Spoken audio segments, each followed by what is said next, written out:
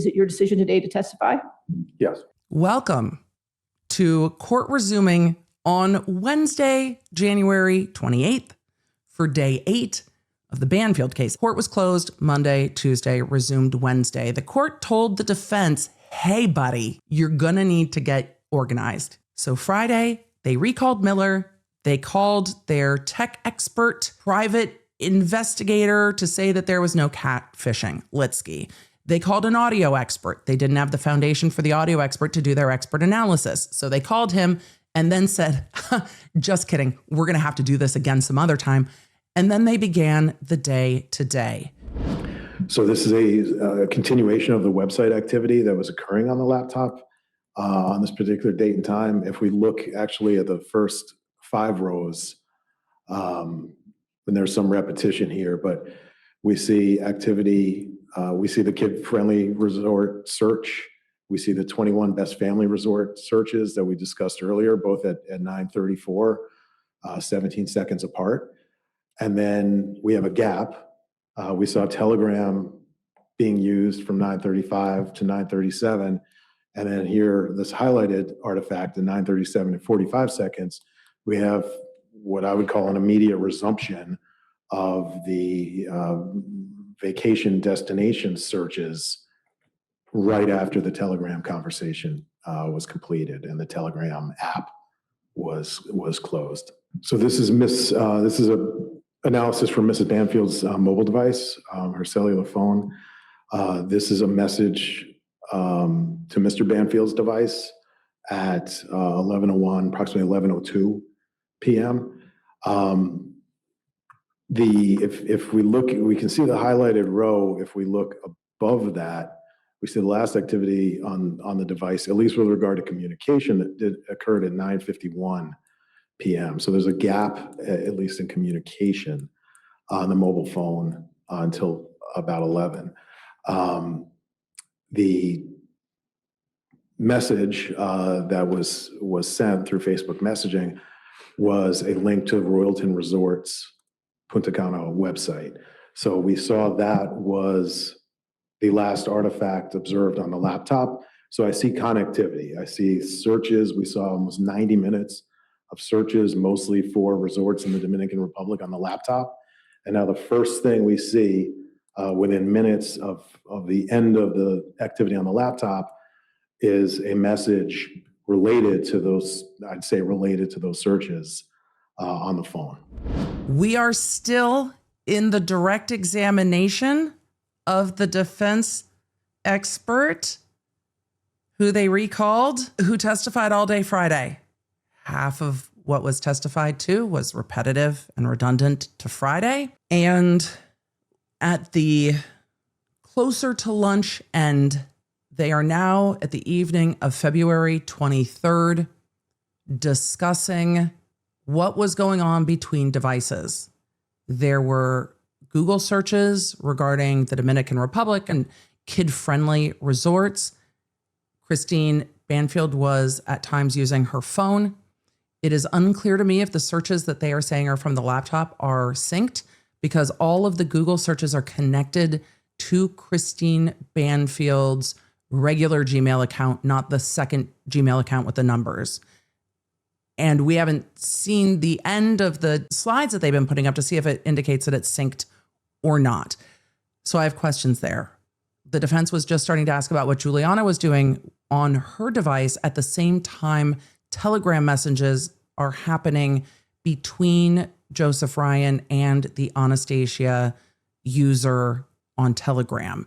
And Joe Ryan is saying, I saw your address. It's going to take me about 25 minutes to get there. And Juliana's phone is bopping around on Facebook Messenger and Netflix and other things. So that's where we are in time.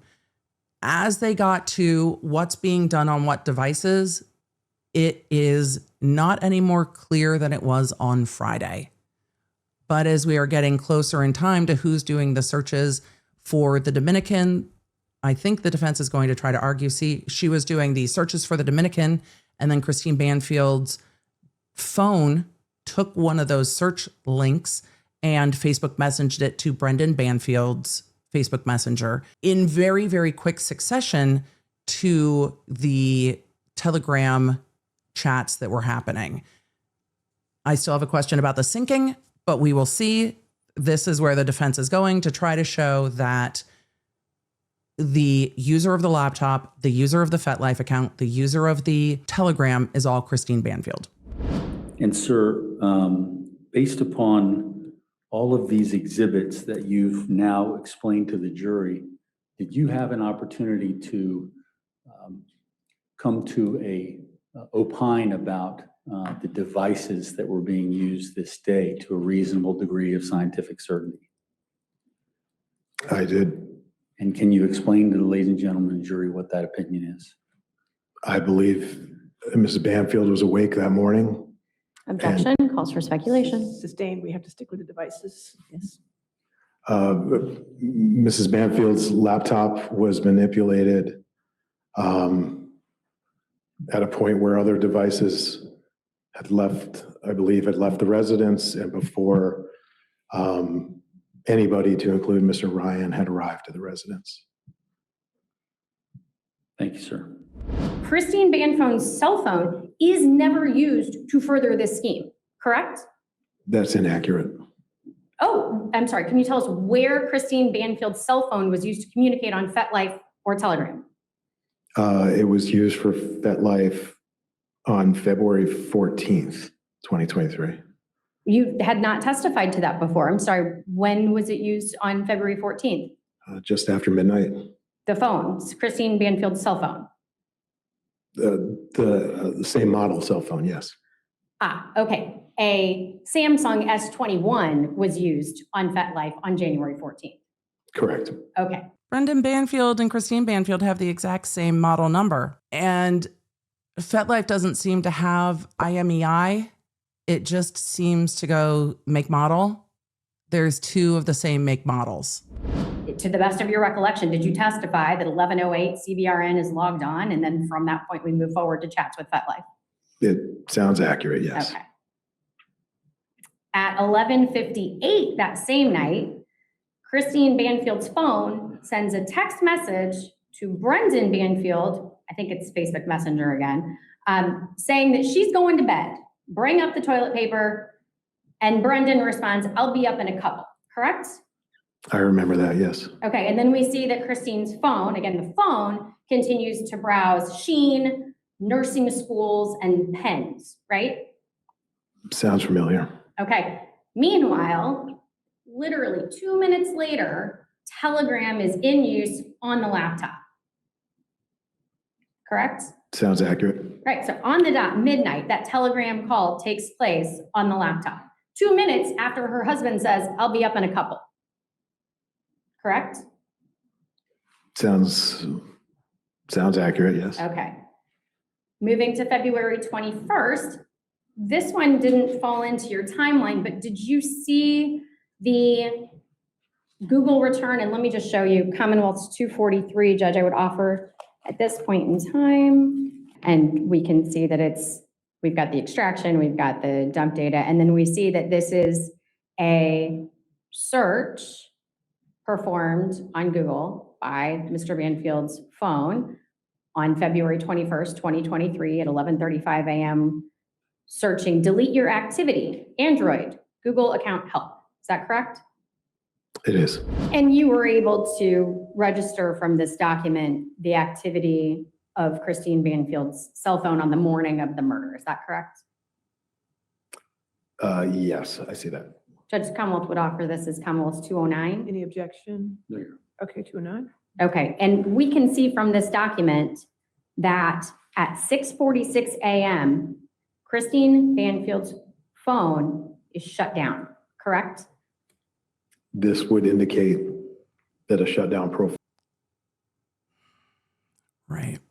Because Juliana said that the phone was powered off before it was put in the drawer downstairs in like the bar cart, and want us all to believe that, or the defense does, that Christine Banfield is home on a day that she was going to work and she arranged to not work. That's what we were told. That she has Joe Ryan coming over to the house for a first time encounter of a new and specific nature to her, someone who she's never met before, and who, if we are to believe the defense, has asked them to engage in some activity that might be risky for her because she has a blood disorder and she doesn't have her phone on the bedside table. And then add to that she's a mom of a 4-year-old and a ICU nurse, which based on her communication seemed like she might be a PICU nurse. And you're telling me that she doesn't have her phone here where she is. So they are now using this witness to confirm that the phone was powered off and at what time the phone was powered off.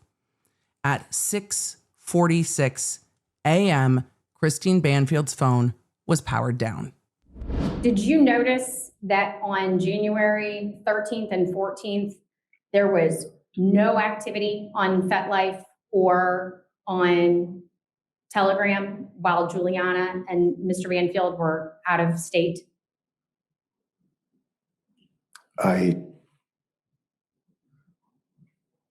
I'm not sure I noticed all of those things put together, but I know there were periods of inactivity, yes. Okay, and another such period of inactivity was January 31st to February 1st when Brendan and Juliana were together in Winchester, Virginia?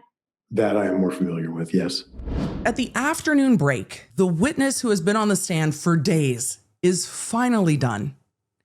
The prosecution's cross-examination began with the prosecutor basically giddy. The prosecutor walked up to this witness and said, "Let me get this straight," and laid out a timeline of the devices.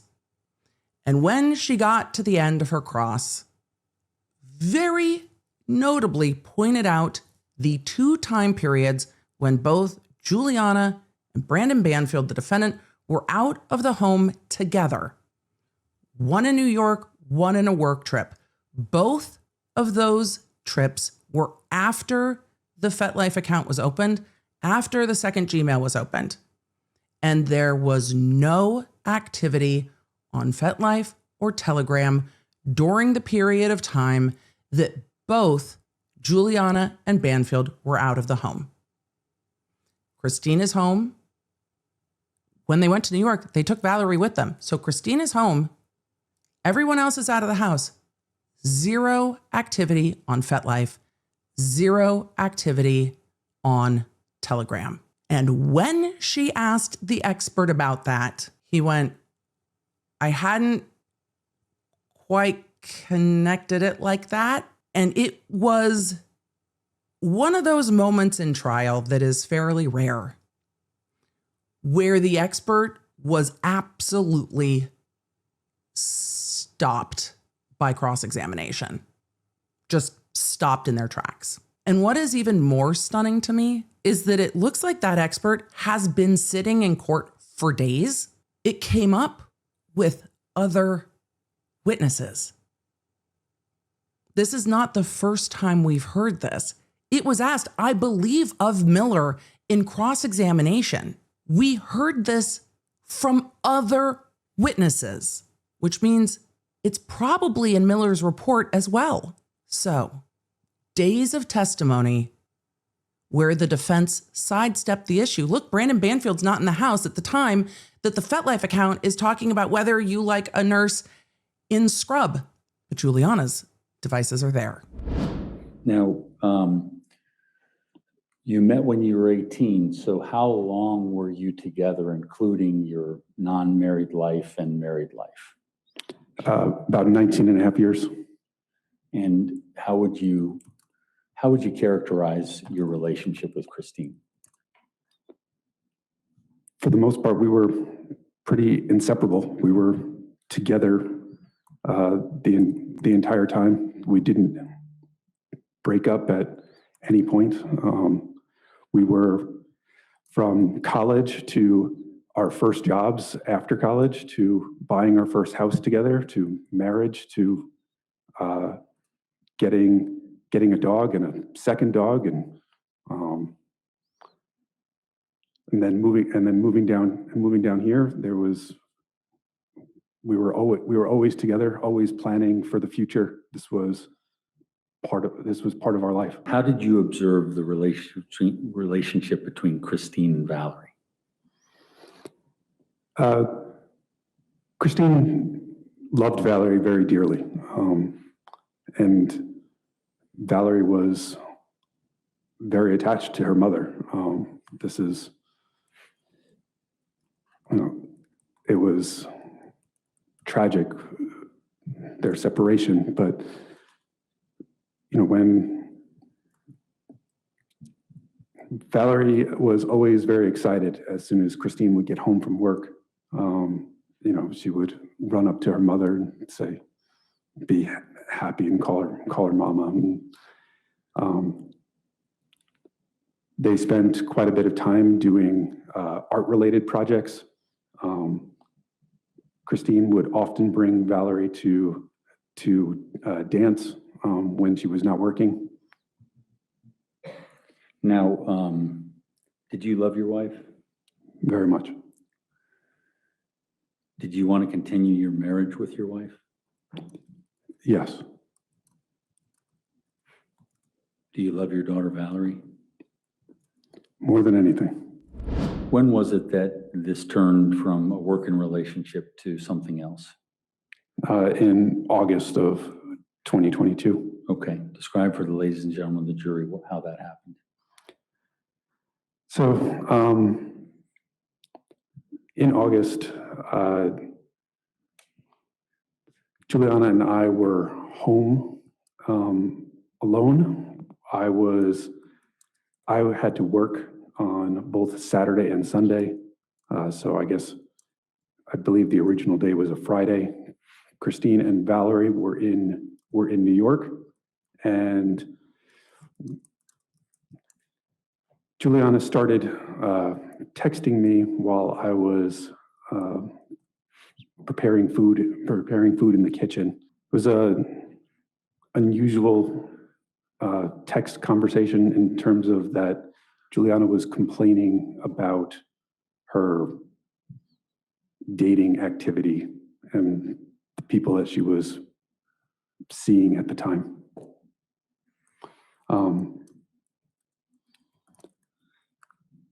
I don't particularly like texting, and I think I basically said that if she wanted to talk, that she could come to the kitchen. At that point, Juliana showed me quite a few screenshots of her dating app. I believe it was Hinge, and the people that were in the Hinge app all had similar names to me. Their names were Brendan and Brandon and Brennan. And these were people that she had matched with on the app. And how did it progress from there? She was making quite a few jokes about it. At some point, I finished cooking and was eating. I don't believe that Juliana actually ate dinner at the same time. We talked about other unrelated things. Talked about there was some family history of alcoholism and how her family in Brazil was dealing with that. And we'd spent maybe an hour and a half or 2 hours talking about some random things, but also about her dating history. During this time, when she was talking about different people, she was described people that she was interested in, people that were taller, people that were older, and it appeared to me that she was, along with the screenshots that she had shown me of people that she had matched with, that she was basically describing me. Also, I guess when we were having this conversation, we were sitting at the island in the kitchen. And she scooted her seat closer to mine a couple times. And so what did you do at that point? I did not stop her advances. At some point, I told her that I was going to go upstairs, indicating that I was going to go to bed. And she said that she was tired and that she was going to do the same. When I went upstairs, I went to the left, and she also took a step towards the left with me. And we had a brief conversation there. And then she came with me into my bedroom. We did not talk that night about continuing a relationship. We did talk about, I would say, in the next few days, I guess we spoke a little bit about the relationship. She had indicated that she was concerned that I was going to tell Christine and that she was going to be essentially fired and sent back and lose her job, which I indicated that I wasn't going to tell her. Okay. Did you tell her anything about what had just happened and what that was? Yes, I mean, that would be that we were having an affair. I had also indicated to her that I had previous affairs. On that. Bitch, what? In having her come to the range, was there any plan that she was going to back you up on some plan? I mean, there was no plan at this point when we had gone to the range. There was none of the suspect email account. There was no Fetlife account. There was no Telegram messages. None of that existed at the point that we went to the range. Huh. Okay. Your tone Now, changed a little did there, buddy. Fetlife or Gmail or Telegram ever exist for you? I did not know about them until after Christine died. Died? I didn't get to see them until after Juliana's arrest. I didn't get to see them until after Juliana's arrest. Your answers have changed. It was much easier when you were talking about how many affairs you had on your wife. And now all of a sudden the questioning is getting a bit weird for you. Would there be a particular place where she might leave her phone?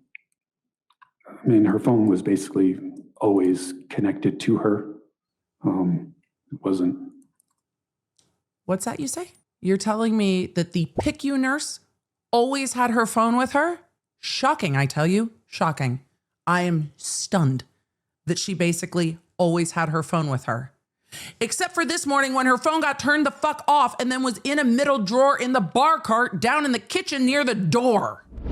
At the end of the day, the defense called their client, Brendan Banfield, to the stand, and there aren't a lot of words for that testimony because not only did they go through like a slideshow of photos of the victim, the questioning by counsel was awkward, but that's what we expect at this point.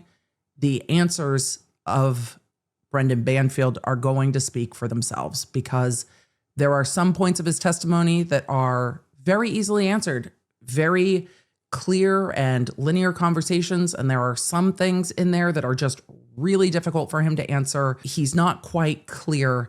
And as we got to the day of the murder, even talking about what was happening that morning got jumbled.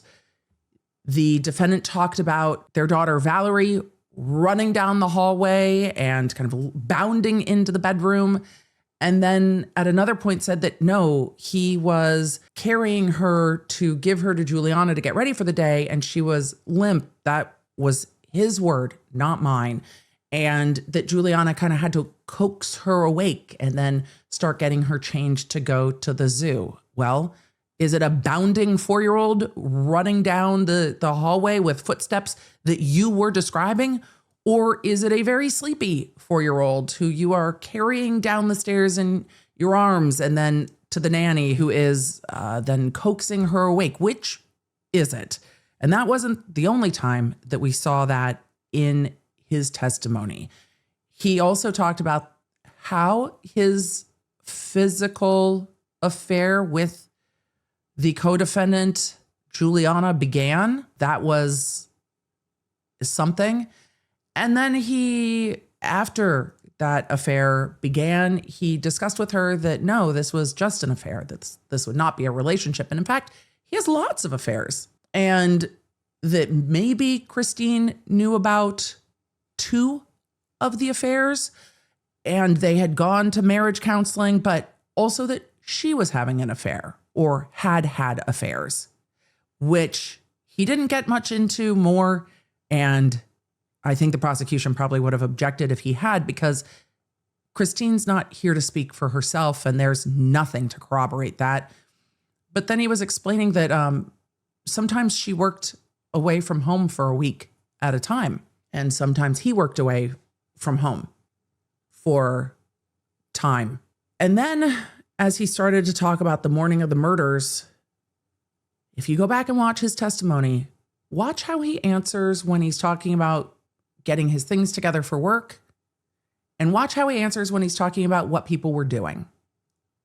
It's interesting to see the shifts in his testimony.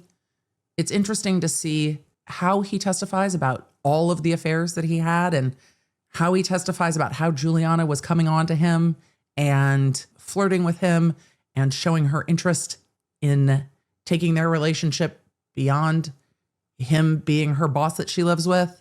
It's interesting testimony, and I'm very interested to see how the jury responds to this case after they come to a verdict. If we see any interviews from these jurors, I'm going to be very interested.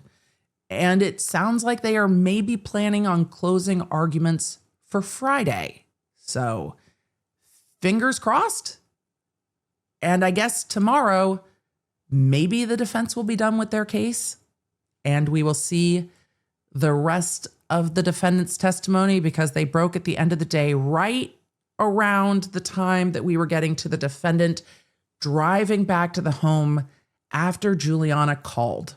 So we're just going to have to wait and see how the rest of that testimony goes tomorrow. And don't worry, I'm going to let you know when we get to cross-examination. But I'm not sure what I was expecting from this testimony, but it was not this.